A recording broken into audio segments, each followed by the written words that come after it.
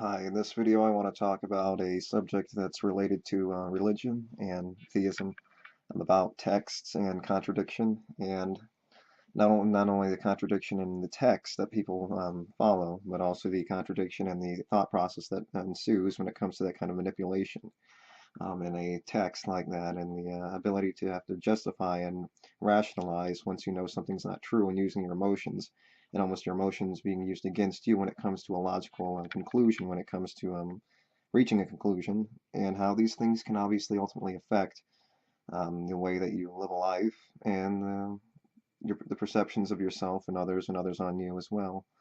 Um, Sort of like the fact that God makes things the way they are, but then when you're relieved, you thank a God. And but this is ultimately for the relief. This is ultimately about contradiction and text, and how it can be a grand manipulation when it comes to these kinds of things. It's easy to, once you're so brainwashed by these ideals, to rationalize these ideals and justify whatever you do with a rationalization based on a set of morals that you follow based on a misleading text that has no continuity in and of itself. Something like the Bible, or mm, generally speaking, any kind of religious text, any one of the testaments, or the Quran, any book. It seems weird saying those in particular, especially the Quran. But anyway, any text when it comes to belief, whatever belief, ideology, theism, believing, or just deism, any kind of belief, rationalizing and using that to your advantage. Remember, Christ is in Christmas and platitudes like that, and using those kind of clever manipulations of the real thing, and trying to make it seem like it's something completely different. And it's nothing more than a manipulation of the truth, and that's exactly what people do. And it's almost a way teaching people to be pathological liars and manipulators, um, at least when it comes to rationalizing unjustifiable emotional reactions. And it does come down to psychology and how we react to these certain things, because they do get in the way, generally speaking, a lot. I mean, it's not saying to say that's not anything that can't happen otherwise. Obviously, it's possible because it's a living human, whatever it may be, living sentient condition where it's um, all based on predisposition, not necessarily on those kinds of things, but based on the fact that it's a human or a living sentient creature's emotional reaction. It's a irrational reaction that's part of the fabric of our humanity, of our being, of our evolution. It's part of the fabric and the foundation for which created us to begin with. It's part of the function, not function, but it's part of the asset, the tool assets that we have acquired. It's one of the byproducts of it, and that's what we're dealing with. It's part of the makeup that we're dealing with when it comes to that, because it's possible. Obviously, that doesn't mean it's right or you can rationalize it. We're all humans. We make mistakes, or we're all living things. We make mistakes. That doesn't rationalize not making a mistake. I mean, making a mistake. It, Mistakes still have to be deterred against. They have to be fixed and prevented. So sometimes it takes correcting that mistake, or correcting whatever caused that mistake, to eliminate the issues that are there, that were remnants left over from the fact that the issue was possible and happened to begin with. So it's about correcting those mistakes, and trying to make sure things don't happen again. Prevention is ultimately the thing that we're going for. But we obviously have to learn from mistakes unless we're completely lucky, but it's only a matter of time, generally speaking, if there's an infinite amount of time. It's only a matter of time before it happens, but that doesn't mean it's going to happen. But generally speaking, it's an ideal to live by, to make sure you can take whatever preemptive measures that you can take to make sure something bad, or to prevent something from happening. Better late than never, sooner. I would suppose you can say, unless it comes down to psychology where you want to get rid of it immediately. But generally speaking, it's best to not have that mistake happen again. And if you do, learn from it to prevent it from happening again.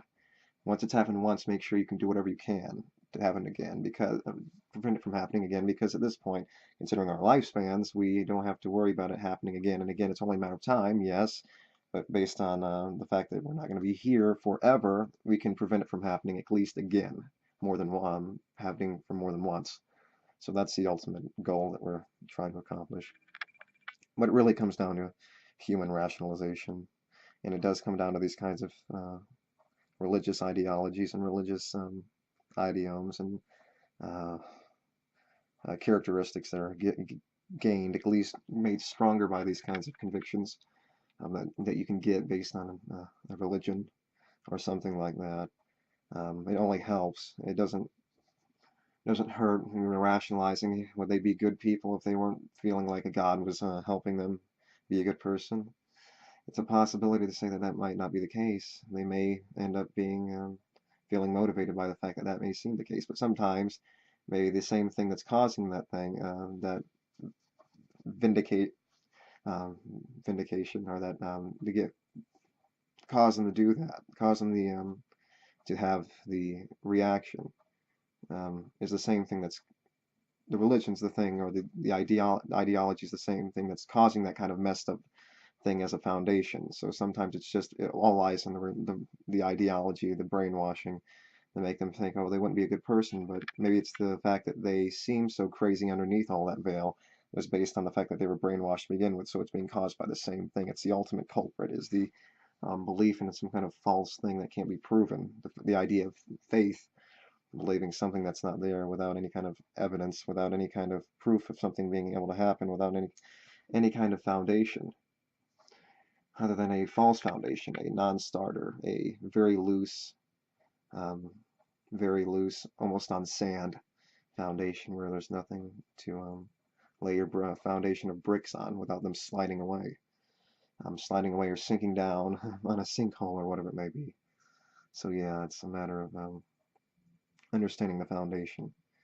When a lot of times the foundation is faulty, and the faulty only breeds more faulty, and if you have some kind of predisposition towards some kind of issue to begin with, it only makes it worse. It exacerbates it. It causes more conflict, more cognitive dissonance between what you see and what you know to be true, and what you expect, and based on faith and based on false knowledge and non-evidence of non-evidence. And using that, and that almost causes more confusion and more issues, and that can only lead to a worse outcome. So whatever is causing the fact that they may have done something good, or the idea of this false morality that people feel like um, maybe causing them to being better people. Will they be better people without the religion? Maybe, maybe not. But generally speaking, who's to say that we couldn't do the same things without religion? If we need religion, it says that you're bad to begin with. You don't need the religion. And if you do, you're conceding that you need a religion, because otherwise you'd be a bad person. So it's almost conceding based on the fact that it exists to begin with. That you need that kind of stuff, and it proves its point by certain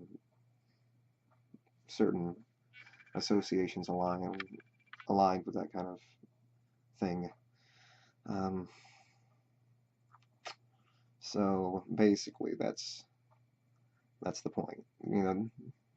The false ideology, the contradictions, believing that there's a God there, um, rationalizing that, and then begging for his forgiveness, almost like Stockholm syndrome or some kind of psychological illness, making you believe it. But I can't believe, other than maybe grandiose self-delusion of grandiosity, especially because many of these people think they're chosen ones and God's listening to them. And then also, not only that, but all sorts of other issues when it comes to being punished, but yet they're the one being the sole one in the world that's existing, and everyone else is like, he can listen to everyone at once. But obviously a God, regardless, so he's worrying about your individual issue. But that's not to say that he couldn't control every individual issue based on what we consider to be God. But also atheists, also fall for the same trap. They say, oh, religion, same thing with politics. Your vote doesn't count. Your vote does count. This, that. You hear so many contradicting statements from the same people and the same ideologies, or the same basic principles from the same people or groups sometimes.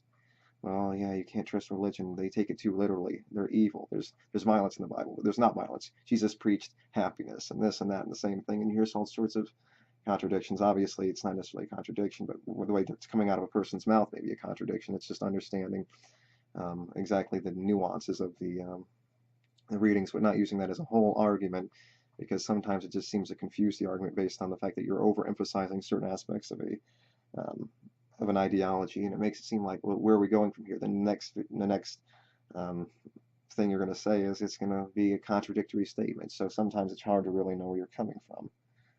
But obviously, it's not nowhere near as bad because at least the mistakes you make, like a person revealing the truth, it doesn't matter if your white lie is a harmless lie. It only matters if your lie is a harmful lie. And the more harmful it is, the more, it doesn't matter if you're lying. Obviously, it's not something you should do, but it's a matter of the thing that the lie is affecting. If the lie is affecting something greater, then it's a worse thing. And an atheist lying or getting confused or misconstruing something is nowhere near as bad because at least based on the ideology that they're combating at that moment is not, they're on the right side. So their lie or their confusion or whatever it may be is nowhere near as harmful.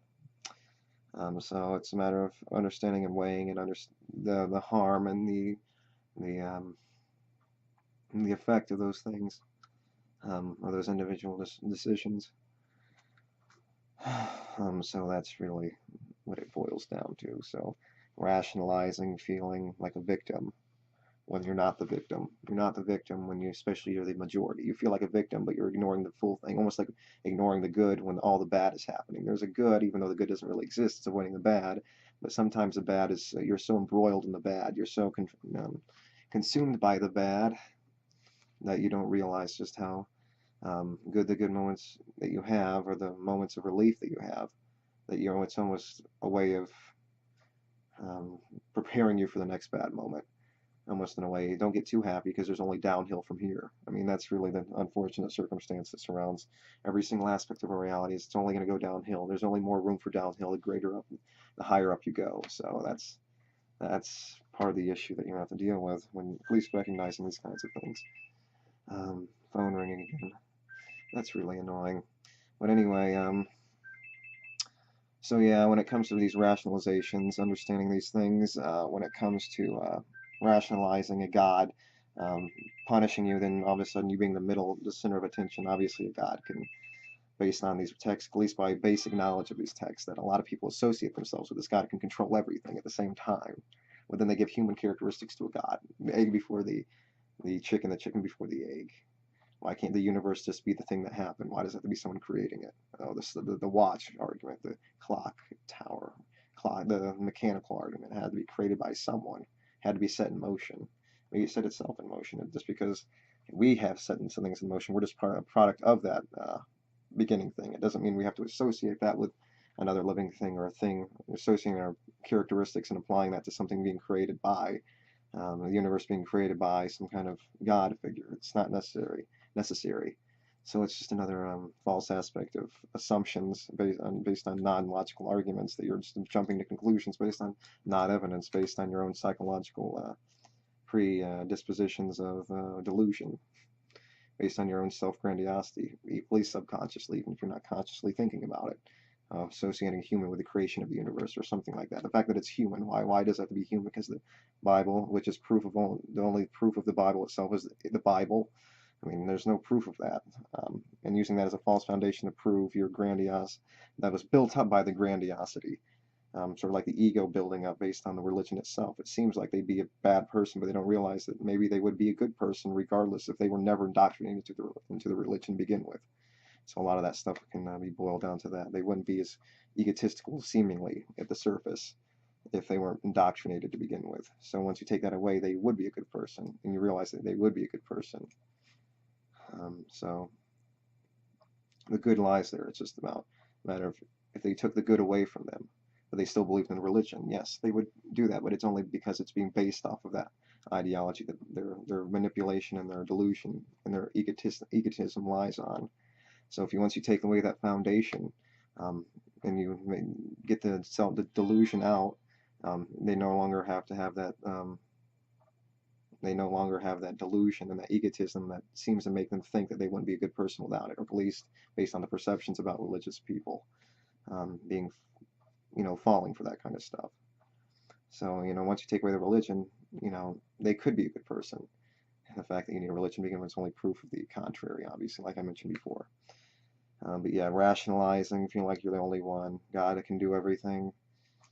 Then you're forgiving God. Okay, God's gonna smite you, and then He's gonna send you to hell. But all you have to do is ask for forgiveness. But you're gonna go to hell anyway. You're gonna go to hell for a small amount of time, and this is where all the misinterpretations. Everything's subjective. Well, everything's subjective, yes, based on a morality system, based on a book, but objective. That doesn't mean an objective reality can't exist. It's objective things existing, objectively exist. Um, it doesn't mean there's an objective morality based on false evidence. And that's what the thing is there's no evidence for the Bible other than the Bible existing itself. And that's a proof of the Bible. That's the only proof of the Bible itself as well. So there's an objective reality. It's just the foundations for which a religion and a text claims the objective reality. It's not the same thing, like I mentioned in another video of mine. So it's not the same thing. It's based on a completely false foundation, a very slimy and very thinly veiled, and a very slippery and very easily disintegrating philosophy, or an ideology, not a philosophy, because it doesn't thoroughly explain reality. It just guesses and makes you follow the directions. A dogma. So, I mean, yeah, so asking for forgiveness, I mean, that's just contradiction proving 101, and when it comes to religion and those kinds of things, obviously it happens elsewhere. It's just that's one of the foundations. All these contradictions and of the ability for you to manipulate the religion to your own liking, thinking that you can change it so easily. That it's willing to be changed. In reality, what are you doing? You think you're going to your own personal heaven once you die? No. There's an objective truth, and you're reading the exact same thing as the other person. Your perception may be different, but that's inside your head. And that's another distinction you need to make. It's inside your head, these delusions where you think there's something different. But you're reading the exact same thing. Whatever your interpretation is inside here. And guess what? Inside here is just subjectively, is just an objective subjectivity that's existing inside this world. It's existing. The thing is, you can have a different interpretation. You can say a word differently, but that doesn't mean the word is not exactly the way it's meant to be. The word exists as it is. The way you say it is an objective truth in and of itself. The right way to say it, there's a right way you can conclusively say it. It's to say it based on rules and evidence and facts about what you know about the foundation of a language or something, but it's there. And the fact that you say it and you say it a certain way is objectively. It's just a matter of the way you interpret it and what you believe to be the right way. That's a delusion that exists inside the same objective reality that we're dealing with. So that's pretty much the same thing. So, like I said, that's pretty much part of the same delusion when it comes to asking for relief. Oh, he's going to smite me, but I just have to ask for forgiveness. But that's not going to work. It only works for me when I ask for forgiveness. And the ones I love, I just ask him to forgive them. And, I just have to ask God to forgive everyone. I have to use that for my own good. I mean, it's a bad way of looking at things. You can do the good, sort of like sports. You don't need sports to do the good. It's only a waste of time, sort of like religion. It's a waste of time, even if it does do good. Even though sports are probably worse than when it comes at least to money, and a waste of time and a waste of resources. Things like sports are a waste of time and resources. And even though whatever good they do with the satisfaction, that can be gained elsewhere in other ways. So sports aren't needed. Religion isn't needed. All it does is it's only a detriment, and it could be better utilized in other ways. The ability to do the exact same good things that you can do based on these things, that you rely on these things for, in other ways, without the detriment, with knowing the truth, being truthful to yourself and the truth itself. So, anyway, that's all I need to say on the subject. So yeah, religion. Let's help eradicate that from that parasite from this earth, that disease. It doesn't need to be here anymore. Even if you're a false Christian, you're spiritual. No, I don't buy that. Christ isn't Christmas.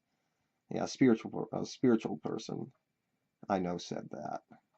Yeah. Christ isn't Christmas. But he's in my heart. But man-made religion's man-made. Yeah, okay, buddy. Based on your own personal interpretation of the objective truth. Like, oh, it's objective, but it's my personal interpretation of the objective truth.